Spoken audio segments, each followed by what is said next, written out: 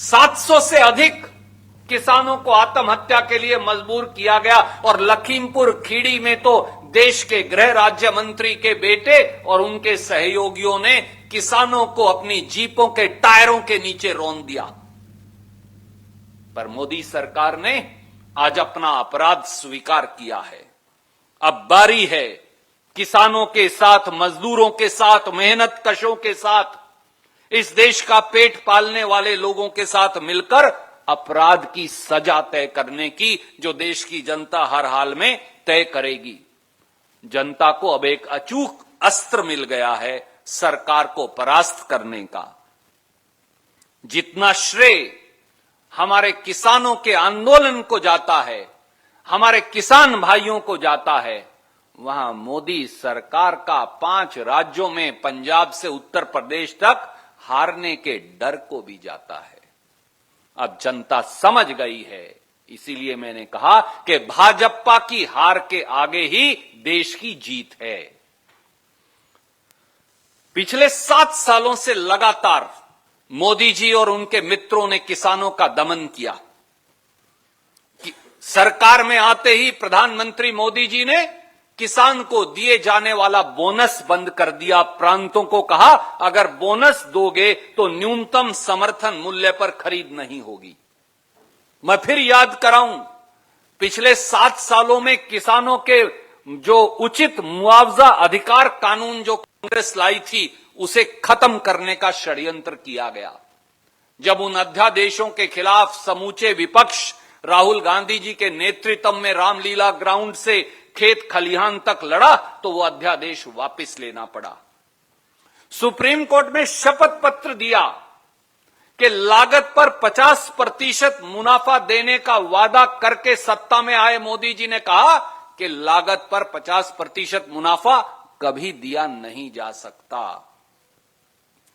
प्रधानमंत्री फसल बीमा योजना को प्राइवेट बीमा कंपनी मुनाफा योजना बनाया और 27,000 करोड़ का मुनाफा चंद मुट्ठी भर बीमा कंपनियों को कमवाया। कृषि की लागत 25,000 रुपया हेक्टेयर बढ़ा दी।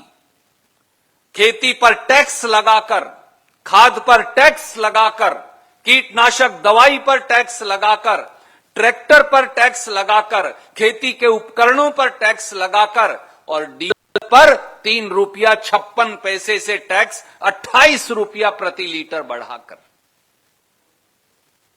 और आय दुगनी करने का वादे की बजाय किसान की आय 27 रुपया प्रतिदिन रह गई। काले कानून जो मोदी जी की देन थी और उनके षड्यंत्रकारी पूंजीपति मित्रों की, वो तो आज हार गए। पर 5 सवालों का जवाब हमारा प्रधानमंत्री जी से आज देश के किसानों, देश के खेत मजदूरों, देश के मंडी मजदूरों, देश के मंडी के छोटे छोटे दुकानदारों, उनके पल्लेदारों और गरीबों की ओर से हम मांगते हैं। पहला सवाल, मोदी जी देश को आज ये